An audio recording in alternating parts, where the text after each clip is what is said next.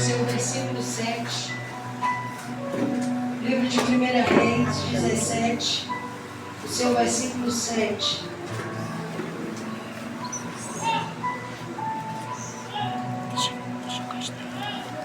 Primeira Reis, capítulo 17, seu versículo 7. Quantos acharam? Amém. Quantos acharam? Amém. Primeira Reis, capítulo 17, seu versículo 7. Diz assim a palavra do Senhor: mas depois de algum tempo, o Querite secou, porque não caía chuva sobre a terra.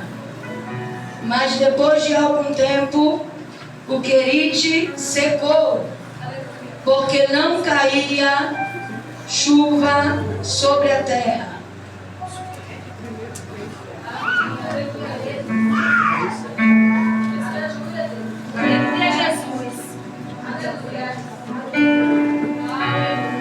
Porque dele e por ele, para ele são todas as coisas. Porque dele, por ele, para ele são todas as coisas. Porque dele, por ele, para ele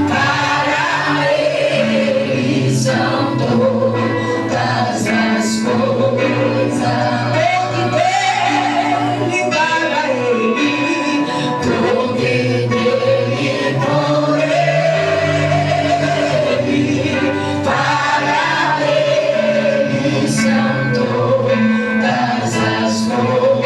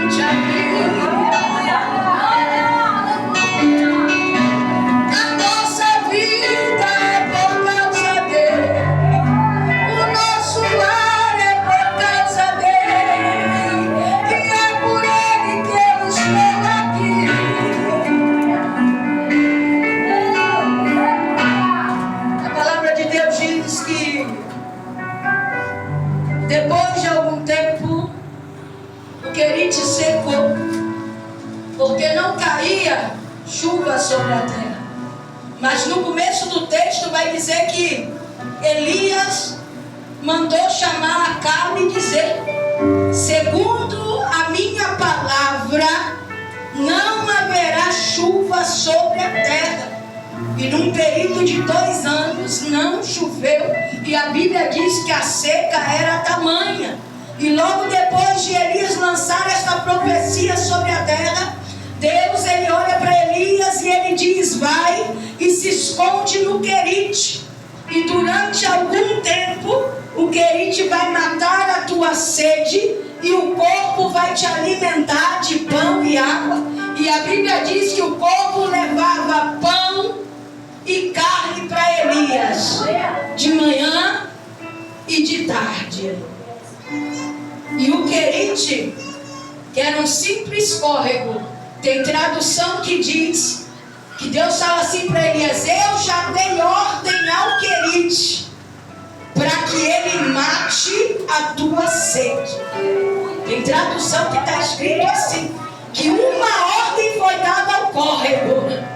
Agora tu pensa, uma água passando e Deus dizendo: o negócio é o seguinte, está chegando um profeta que vai ficar escondido aqui durante alguns dias, e enquanto ele estiver escondido, tu vai ter que prover água para ele. Aí tem um corvo voando e Deus diz para o povo: ei, vão em direção ao Querite, porque eu já escondi o Benela, e você tem que levar carne e tem que levar pão. E eu não quero que trabalhe uma vez só, não. Tem que ser de manhã e de tarde, de manhã e de tarde, dias repetidos, de manhã e de tarde. Aí é o povo dizendo que Deus manda e ele não obedece, ele trava serviço, ele endurece o coração. Mas quando eu olho para essa palavra, tem o Querite obedecendo, tem o corvo obedecendo. Corvo é um nome bonito, porque tem tradução que diz urubu. Tem tradução que diz urubu. Quando está chovendo, aqui na Bahia, subindo com Sara, ela disse: ó, que churume triste nessa rua. O Querite não era um rio, era como um churume que escorria. Mas aquilo que é insignificante para mim e para você foi o que Deus usou para que Elias não sentisse sede. Aquilo que não tem valor para você foi o que Deus usou para alimentar Elias. Só que a Bíblia vai dizer que chega um dia que o churume para, que o Querite cessa. Mas tem uma tradução que diz: fique no Querite até o dia que ele secar. Quando secar, se levanta. Tem uma tradução que é assim. Deus estava dizendo: isso é provisório, não permanente. Vai ficar escondido por algum tempo e depois vai seguir o caminho. Aí a Bíblia diz que o Querite seca e Deus diz: vai a Serepta, porque lá tem uma mulher que eu já dei ordem para te alimentar. Olha como fica a mente do profeta. Agora eu vou ter cama para dormir, eu vou ter conforto, eu vou ter uma paz para os dias de Querite e para os dias de pão e carne que foi trago por corpo. A Bíblia diz que quando Elias bota o pé na entrada da cidade, tem uma viúva catando graveto. A Bíblia vai dizer que ele grita: ei, busque um pouco de água para mim, por favor. E quando ela vai buscar água, ele diz: traga um pão também. E aí aquela mulher fala, e ela diz aqui: meu Senhor, eu só tenho para comer e morrer juntamente com meu filho. Aí o tema desta campanha é que uma estrutura velha, na mente daquela mulher, mostra uma estrutura velha. A única expectativa e perspectiva que ela tem é de comer. E não era nem comer algo bom, não. Azeite e farinha colocado numa pedra quente e passado. Não era nem algo bom. Ela até tinha alimento, mas a expectativa era de morte. Todo mundo pode ter opinião, mas uma opinião forte, colocada em um nada, não significa nada. E as pessoas vivem segundo a sua opinião. Na minha opinião, eu tenho que usar esta cor. Na minha opinião, eu tenho que beber a água de cabeça para baixo. Mas a tua opinião não é nada se não estiver embasada na palavra de Deus. Elias não tinha uma opinião, ele tinha um direcionamento. E o direcionamento é: vá, Serepta, porque eu já dei ordem a uma mulher e ela vai lhe alimentar. Quando aquela mulher diz: eu só tenho para comer e morrer, Elias diz assim: não tenha medo. Faz primeiro para mim. Aquela mulher não responde mais nada. E ela faz primeiro para Elias. Eu vejo a capacidade que Deus tem de pedir justamente para as pessoas que a única perspectiva é de morte e desistência. É para essas pessoas que Deus ele pede alguma coisa. E ele vai pedir isso daqui: faz primeiro para mim. Está chorando? Faz primeiro para mim. Elias na casa daquela viúva representa Deus entrando na casa dela. E Deus não alisa que ela só tem um pouquinho. Deus ele sabe o pouquinho que você tem e ele não vai te alisar e nem te pôr no colo, mas ele vai entrar na tua casa e às vezes ele entrará como Elias entrou e ele vai dizer: eu quero água e faz primeiro para mim. E quando estiver fazendo, tira o medo do teu coração. É o Senhor dizendo: sabe essa declaração inútil que você faz para alguém que não pode resolver a tua vida? Faz primeiro para mim. Sabe esse louvor pela metade que você só louva para que teu pastor não te repreenda? Faz primeiro para mim. Sabe o dízimo que você tira de qualquer parte? Tira primeiro para mim. É isso que Deus está falando. Uma estrutura velha não comporta o que é novo. Havia outras viúvas lá na terra de Elias. Sabe por que Deus não manda Elias para nenhuma delas? Porque Deus sabe aonde é que o vaso vai ter honra. Sabe por que às vezes Deus não faz milagre dentro da casa? Não é porque alguém não sabe adorar, não. É porque profeta de casa não tem honra em casa. Então Deus vai levantar Elias e vai levar em Serepta. E lá haverá uma mulher, querido, que não tem nada em casa, mas ela vai tirar o medo do coração. E ela vai fazer primeiro para Deus. É como se a igreja vivesse um negócio. Se o Senhor me der, eu te dou. Se o Senhor abrir a porta, eu vou. Ai, se brilhar uma luz amarela, porque faz primeiro para mim. Vou falar de novo. Faz primeiro para mim. Vou falar de novo. Faz primeiro para mim. Faz primeiro para mim. Deus está dizendo para alguém: faz primeiro para mim. A Bíblia diz que quando aquela mulher faz primeiro para Elias, Elias olha para ela e diz: nunca mais vai faltar farinha na sua panela, nem azeite na sua botija. A mulher, pastor Vinícius, só tem um pouco. E agora, durante vários dias, ela bota a mão na botija e tem azeite. Ela bota a mão na panela, aleluia. Aquela panela que você despreza, Deus não despreza. Aquela botija que você despreza, Deus não despreza. Aquele cadinho de azeite que você descarta, Deus não descarta. Você precisa usar o pouco que você tem para fazer primeiro para Deus. Toma a farinha que você tem, coloca o azeite que você tem e começa a amassar e fazer primeiro para Deus. Aleluia, Pai. Aleluia, aleluia, aleluia. última refeição, Deus queria primeiro para ele. Aquilo que era para comer e morrer, agora veria vida dentro da casa daquela mulher.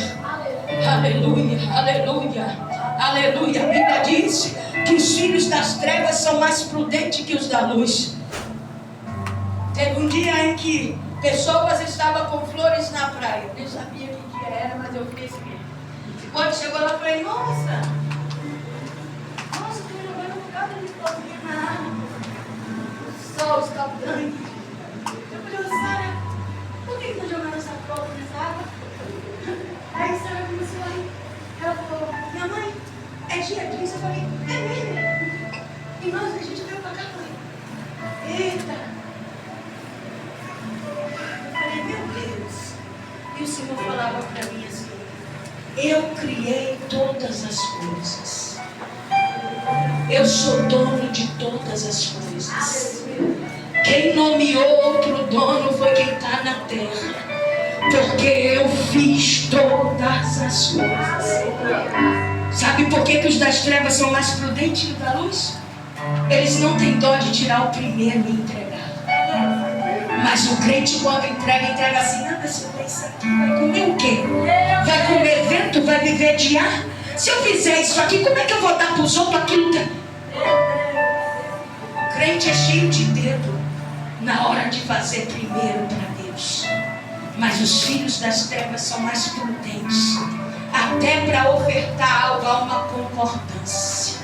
O Senhor está dizendo, ei, viúva de Zarepta, faz primeiro para mim.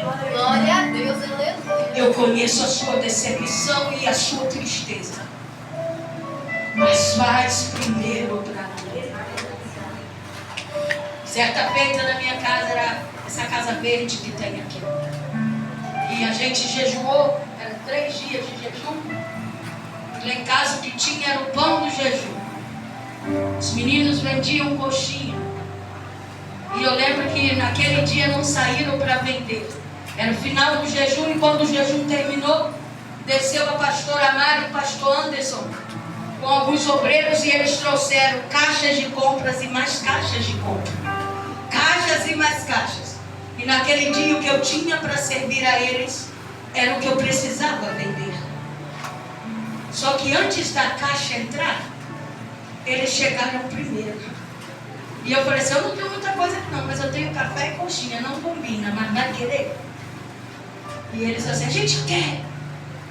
E eu servi aquilo que eu tinha, só tinha 20. Anderson, come 12. Sem entender. Quando eles acabaram de comer, eles começaram a pegar as caixas do lado de fora e colocar do lado de dentro. Foi uma coisa de 7 meses e houve providência e provisão dentro da minha casa.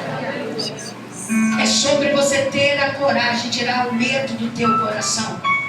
É sobre você ser firme naquilo que você falou que ia fazer. E o seu pastor não precisa te lembrar do voto que você fez. Já que você tem uma leve amnésia, anota para você lembrar, porque o meu celular aparece assim, remédio de infecção urinária, remédio para diabetes, remédio para não sei o que, remédio para não sei o que. Você precisa beber água, seu rim está parando. Já que você esquece do seu voto, lembra, anota. Porque as pessoas têm mania de dizer, se o Senhor fizer, eu vou fazer isso. E depois eles não fazem o que falou. É por isso que Deus envia Elias na casa da mulher de Sarepta. Sabe por quê? Porque ela não prometeu nada, mas entregou o que tinha. O Senhor está procurando pessoas que fazem primeiro para Ele. Não, Senhor, eu não estou aqui por causa da pastora Josilene. Eu estou aqui porque a oferta sou eu. Não, Senhor, antes de eu resolver qualquer coisa, eu estou aqui me ofertando aqui no teu altar. Uma velha estrutura não comporta coisas novas. E eu poderia pegar essa palavra porque em Efésios é pancada forte. Vai dizer para você não se comparar com o homem lá de fora. Mas eu não quero falar sobre isso. E eu não vou falar sobre isso. Porque você está apanhando a terça-feira. Toda está falando sobre isso. Eu estou falando que mudança não começa na roupa, começa na mente. Talvez a sua perspectiva seja de derrota, mas você precisa se levantar e você precisa mostrar para a tua mente que Deus, aleluia, aleluia, Deus não te chamou para ficar no meio do caminho, mas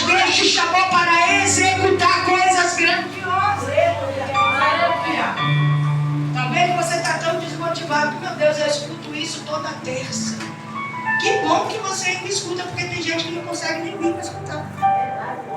Então valorize o que você está ouvindo aqui. Aquela mulher viu o primeiro sinal, pastora. E a Bíblia vai dizer que passa um tempo, Elias está na casa dela e o filho dela morre. Ela dobra o joelho diante de Elias e diz: o Senhor veio trazer maldição na minha casa. Meu filho morreu, e a Bíblia diz que Elias coloca o menino sobre a cama e rodeia em volta do menino algumas vezes e deita sobre o menino. E ele diz para Deus: o Senhor veio até aqui para tirar a vida do menino, até aqui na casa onde o Senhor me mandou ficar. E a Bíblia diz que Deus, ele devolve a vida do menino. E aquela mulher se curva e diz: agora eu sei que você é um homem de Deus. E a igreja está cheia de gente igual aquela mulher. Já viu Deus muitas vezes na provisão de farinha e de azeite, mas ainda não está acreditando. Aí Deus permite acontecer uma coisa pior. E é nesse algo pior que alguém vai dizer: eu vejo que você é um homem de Deus, eu vejo que você é boca de Deus. Deus não quer trazer o pior, ele quer que você acredite na mínima coisa que você tinha, que Ele é poderoso para aumentar aquilo que você tem. Mas às vezes a nossa incredulidade está uma coisa tão terrível. Todo culto é uma guerra. E todo culto tem duas armaduras para você colocar: a da sua luta e a que Cristo te proporciona. Sabe qual é o nosso problema? Diga qual, pastora? É que eu posso colocar a de Cristo, mas eu coloco a minha. E na minha ela vem com as minhas marcas. E o reino não é sobre as minhas marcas. O reino é sobre as marcas de Cristo. Vou falar de novo: o reino é sobre as marcas de Cristo. Quando Gideão estava aguardando o seu trigo no lagar, o anjo apareceu para ele e disse: o Senhor é contigo, varão valoroso, e através das suas mãos eu vou dar vitória ao meu povo. Mas Gideão olhou para a velha estrutura dele e disse assim: a minha família não é de guerra. E se o Senhor é comigo, por que nós não vemos mais os teus sinais? Por que nós estamos sendo oprimidos? E a Bíblia vai dizer que o anjo falou pela segunda vez: o Senhor é contigo, varão valoroso. A Bíblia disse que Deus fala para Gideão que quem for covarde vai voltar. E volta muita gente. E quando Gideão pensa que Deus parou, Deus fala: agora faz descer o povo às águas, e ali eu provarei.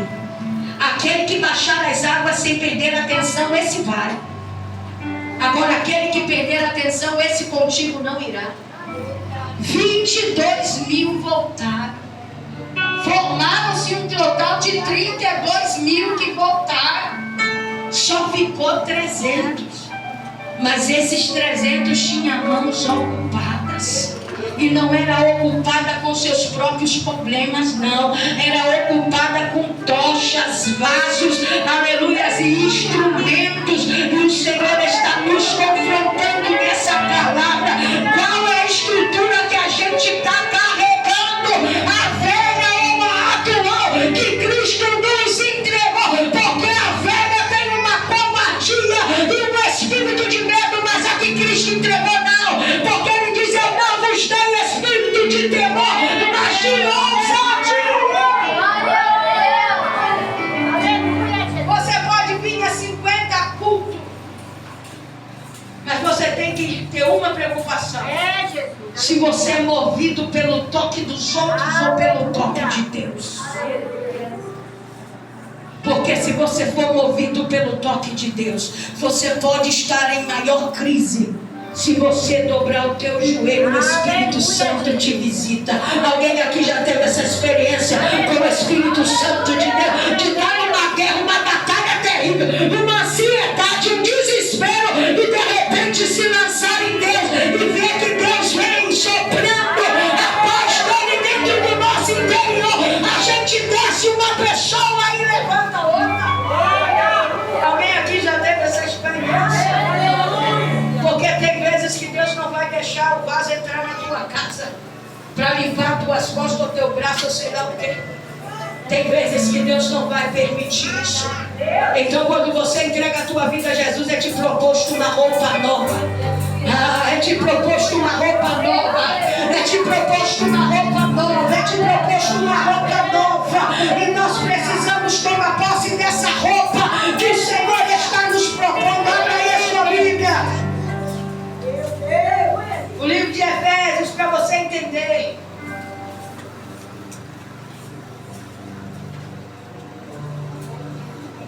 Quatro, 24.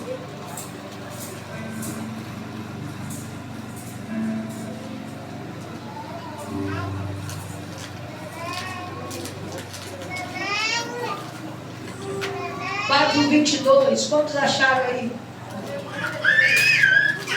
Efésios 4, 22. Olha o que é que diz, preste atenção nisso aqui. Então se desfaçam da velha maneira de viver, da velha natureza, que era parceira nos seus maus caminhos, completamente corrompida, cheia de imoralidade e engano.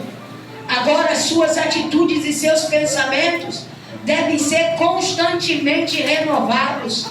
Sim, vocês devem revestir-se do novo ser criado por Deus, que é parecido com a sua natureza santa e justa. Deixem de mentir uns aos outros.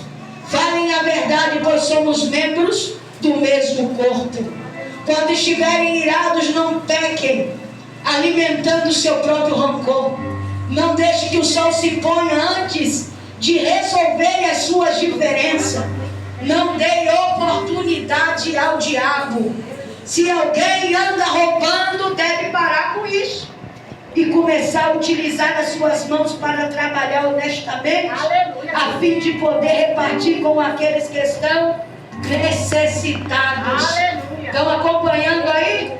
Evitem a boca suja. Digam só o que é bom e útil. Aqueles com quem vocês estiverem falando é o que resulta em bênção para eles. Eu vou parar por aqui. Por isso que eu digo que a gente que tem que tirar a roupa velha. Diga assim, eu preciso. Não, tem gente que não falou. Bora, eu preciso retirar a roupa velha. Diga, eu preciso tomar a decisão de colocar a roupa nova. Mas o primeiro versículo diz ainda mais. Se aquela mulher olhasse para a sua real situação, ela colocava Elias para correr. Se aquela mulher olhasse para a sua real situação, ela diria: Deus é injusto. Vê que na minha casa está faltando e ainda manda eu fazer primeiro para outra pessoa. Quem tinha mais condição de trabalhar, a viúva ou Elias? Se aquela mulher olha dessa forma, ela ia dizer que Deus estava sendo injusto. Mas Elias foi para a casa da viúva debaixo de uma palavra. Você não tem que andar debaixo da sua opinião. Você tem que andar debaixo de uma palavra. Está ouvindo? Se Deus disse que vai dar ordem ao querite, o querite vai obedecer. Se Deus disse que vai dar ordem ao povo, o povo vai obedecer. Se Deus disse que vai dar ordem à viúva, a viúva vai obedecer. Aleluia, aleluia, aleluia, aleluia. Entenda uma coisa, tirando o homem, toda a criação que foi feita por Deus não obedece. O homem é o único que endurece a serviço. Lembra de quando Jesus estava no barco dormindo? Uma tempestade assolou o barco. A Bíblia diz que o discípulo abordou a Jesus e disse: tu não se importa que nós pereçamos? A Bíblia diz que Jesus disse para ele: homem de pouca fé, por que duvidaste? A Bíblia diz que Jesus chegou na beira do barco, estendeu a mão e disse: vento, aquieta-te. E o vento aquietou. Tudo que Deus criou, exceto o homem, obedece a ele. Agora o homem endurece o coração e a sua serviço.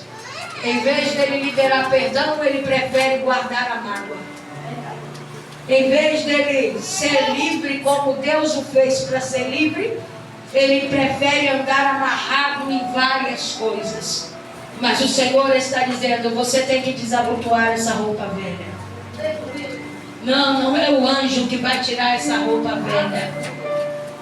Você tem que ter a atitude de pegar aquilo que é novo que Deus está trazendo sobre a tua vida. Está entendendo isso aqui que Deus está falando? É preciso haver uma decisão dentro de você.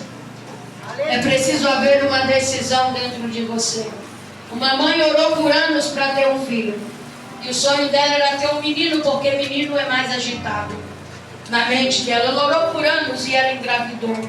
Mas quando ela teve um menino de 7 meses, o menino não tinha braços e nem pernas. Era só o corpinho e a cabeça. E quando ela viu o bebê daquela forma, o marido disse, se você pegar ele, eu saio de casa. E ela disse que pegou o filho dela e foi para casa.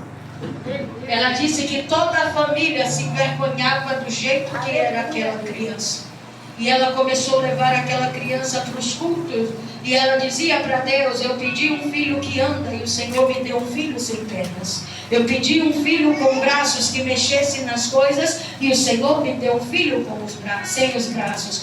Aquele menino cresceu, completou 27 anos. E aquela mãe estava sentada numa plateia de 5.000 pessoas. Ele é um coach. E ele hoje aconselha pessoas. E ela falou, eu vendo meu filho orientando pessoas com braço e pernas, eu entendi que quem Deus quer usar não depende que tenha braço, não depende que tenha perna, mas depende de ter uma mente sarada e uma mente restaurada. A maior cadeia está na tua mente. A maior prisão está na tua mente.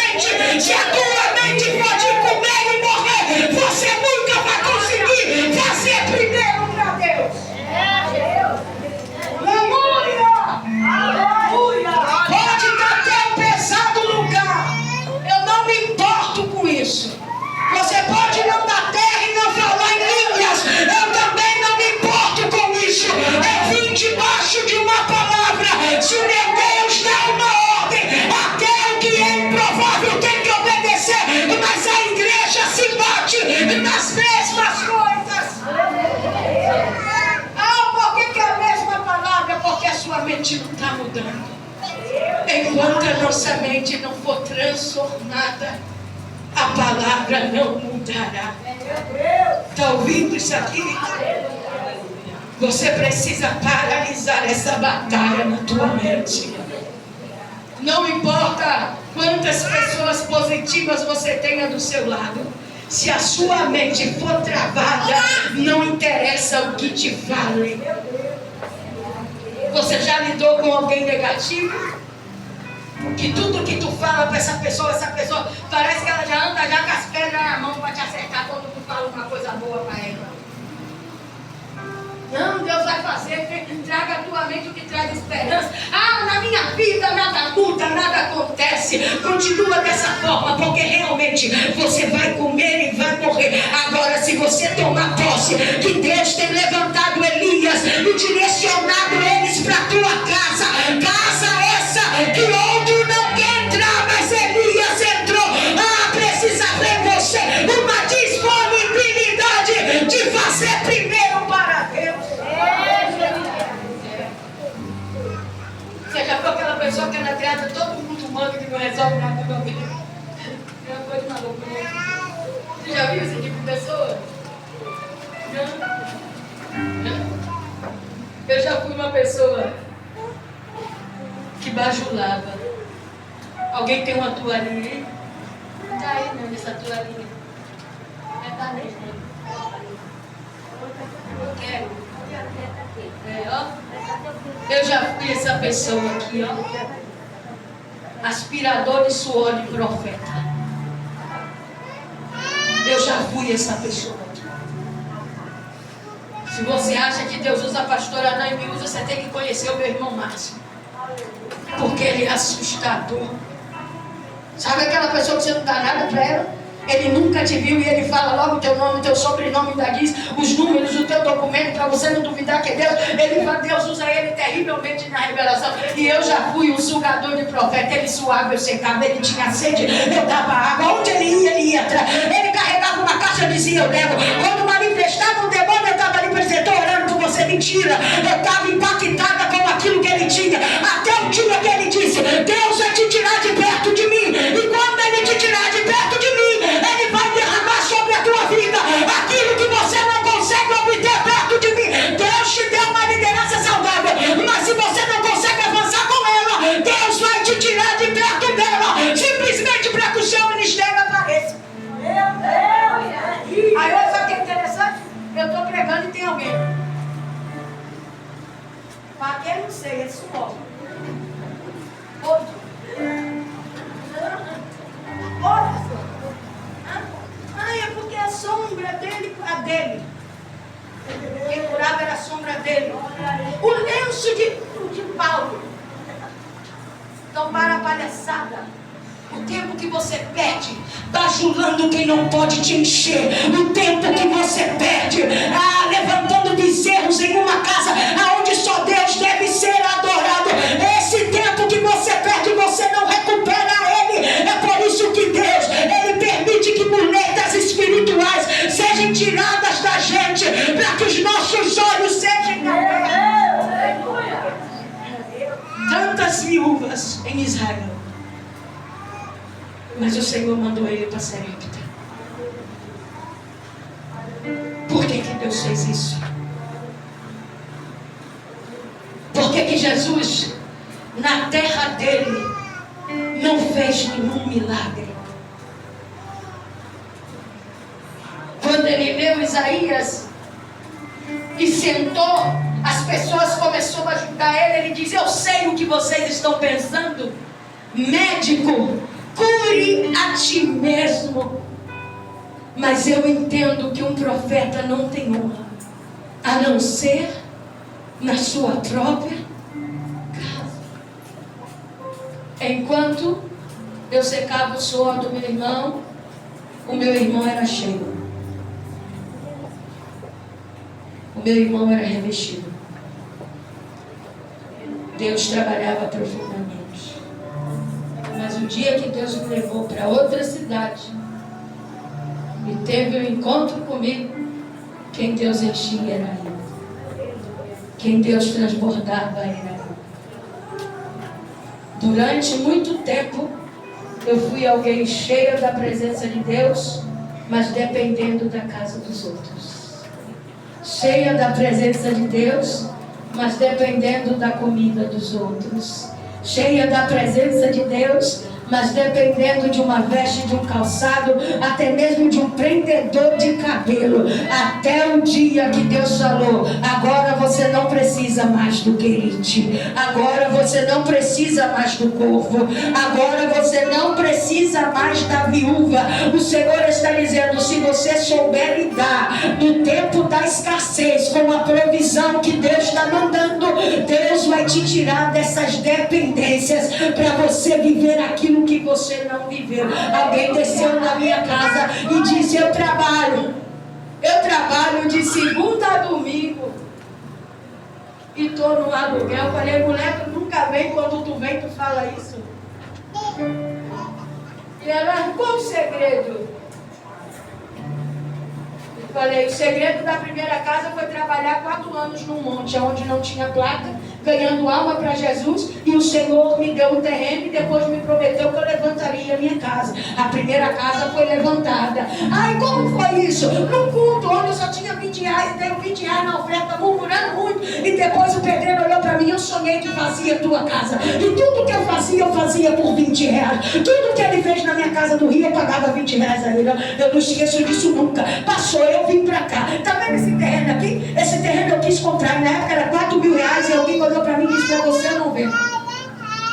Anos depois a pessoa foi na minha casa e disse, minha esposa teve um sonho e ela disse que era para vender o terreno para a senhora. O dia que ele foi eu não tinha um centavo. E o Senhor preparou todas as coisas. Sabe como foi levantado o primeiro espaço? Foi levantado através das mãos dos meninos que tinham na igreja e da primeira casa que Deus me deu no Rio de Janeiro, que foi vendida. Mas por que eu estou contando isso? Porque a gente não entende em fazer tudo o que Deus quer e tem que passar pelo querite. A gente não entende em fazer tudo o que Deus quer e tem que aceitar a ajuda do corpo. A gente não entende em fazer tudo o que Deus quer e exaltar o nome dele e ser enviado para a casa de uma viúva. Mas se ele disse que deu a ordem à viúva, eu tenho que ficar ligado para liberar a palavra que Deus quer que eu libere sobre a viúva. E a igreja está cheia de gente que elas querem viver grandes coisas, mas elas desvalorizam as pequenas. Se eu fosse te ouvir aqui, muita gente teria experiência de querite e de corpo. Muita gente teria. Se a minha estrutura velha dominar sobre mim, eu vou estar impedido de viver aquilo que Deus quer me propor. Agora, se eu me der o trabalho de desabotoar a roupa velha, está ouvindo isso aqui? E tomar posse da vestimenta nova que Deus quer trazer sobre a minha vida, eu vou sim experimentar o melhor de Deus na minha vida. E eu experimento isso até o dia de hoje. E isso é, Tati, incrível. Isso é incrível. Eu disse para Deus, eu preciso trabalhar, Senhor, porque eu achei que alguém me pagasse iria manter a minha casa. E Deus me deixou lá por 3 meses e usou uma pastora que eu nunca vi, Tati, para dizer: estou te tirando da mão de Jetro hoje. Na outra semana a mulher me mandou embora. E eu falei: e agora, Senhor? Porque na época era 1.200. O Senhor disse isso aqui para mim: eu te alistei, trabalha para mim, faz primeiro para mim. E aquilo que não veio de igreja vinha de pessoas que eu nunca vi, como um senhor que assistiu o culto todo do lado de fora, Tati. E no final ele disse assim: ei, vem cá, Deus mandou eu te dar esse salário aqui. Mas eu não sou da sua igreja não, eu sou daquela ali onde tem um vaso de barro em cima. Eu sirvo a eles ali, mas o seu Deus. E ele começou a dizer os nomes do meu Deus. Rafa, Girei, começou a dizer. E ele disse: o seu Deus mandou te dar esse salário. E ele diz assim: prega do seu jeito, da tua maneira, não para não. Eu te visto, eu te calço, eu te supro, eu te escondo, eu te protejo, eu te guardo. Mas o Senhor falou: trabalhe para mim. Independente do que você está vendo, independente do orçamento que não está batendo, independente, faz primeiro para Deus.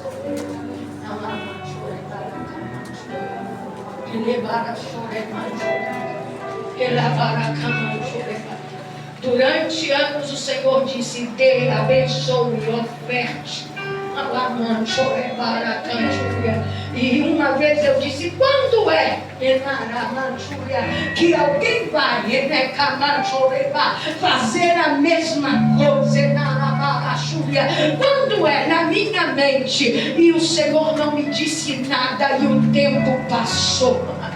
Aí outro dia eu cheguei aqui no culto e eu mal sentei, a tia Dita levantou e ela disse: isso aqui Deus mandou lhe dar esse valor. E eu falei: Senhor, eu tenho que pagar isso, é esse valor. Eu disse na minha casa, eu não vim para pregar, mas o Senhor já tinha aquele valor preparado para mim. Acha que foi só isso? Não foi não. Aí Deus leva a Tati ali no altar e ela diz isso aqui: Senhor, repreenda todo demônio de morte que vai tentar matar ela esses dias agora. E ela começou a gritar em línguas. E ela dizia: a família dela não está pronta para receber a notícia. No outro dia eu não conseguia tirar a cabeça da cama. E eu sabia que aquela oração estava rodando por sobre a minha casa.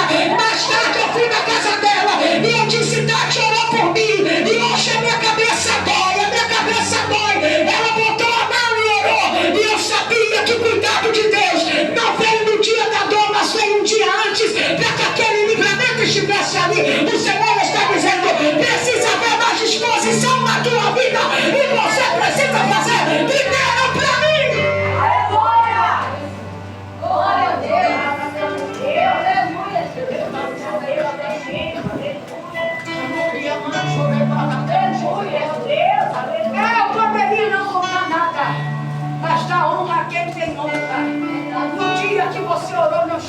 sentido nada. No dia que você orou estava ótimo, mas até estranho. Eu sempre subo morrendo para cá, mas naquele dia eu não estava sentindo nada. Mas no outro dia, a mão do teu Deus estava lá, ó, sobre a minha vida, sobre a minha saúde, porque há um Deus que trabalha para todo aquele que nele espera. Ei, preste atenção no que o Senhor está dizendo. Você não pode ser alguém que só estuda no dia de pregar. Porque se o vento vier contra a tua vida, vai te derrubar. Mas você precisa ter uma rotina com Deus. Quantos estão ouvindo isso aqui? Aleluia. Se você depender de sentir alguma coisa só quando tu ora por alguém, o negócio vai ficar feio, viu? Então comece a abrir o teu coração para Deus. O Senhor está dizendo: faz primeiro para mim. Faz primeiro para mim. Faz primeiro para mim. Faz primeiro para mim. Enquanto eu estou pregando, o Senhor me mostra uma sombra na tua frente. E eu estou perguntando a Ele: que sombra é essa? E é engraçado porque essa sombra te engole inteira. O Senhor está dizendo assim: eu nem comecei a estreitar ainda. As minhas mãos nem começou a te tratar ainda. O Senhor está dizendo: aprofunde as suas raízes em mim. Porque o que o diabo quer é tirar o chão debaixo dos teus pés. O Senhor está dizendo: eu te trouxe. Eu te trouxe e eu quero um posicionamento. Eu quero menos fala, mais entrega. Eu quero mais posicionamento. O Senhor está dizendo: eu quero menos conversa, eu quero mais renúncia. O Senhor está dizendo: eu ainda não puxei a corda. E Ele está dizendo: se quiser ir, pode ir. Mas quando eu puxar, a mão de nenhum pastor vai tirar essa corda de sobre o teu lombo. Assim diz o Senhor. O Senhor está dizendo: não vai adiantar dizer: ore por mim, cheio, ore por mim, Tati, ore por mim, Rabamanchoreba. Ai, tem algo errado acontecendo. Deus está dizendo: o diabo já não está trabalhando mais. Eu nem comecei ainda a te apertar. Deus está dizendo: eu quero um posicionamento. Eu quero uma entrega de verdade. Ó, eu vejo uma balança na tua frente. Sabe uma balança? Aonde nós vamos no ferro? E essa balança está desnivelada. O Senhor está dizendo: eu sou justo. Eu livro quem é justo. O Senhor está dizendo: a balança está desnivelada. O Senhor está dizendo: arruma a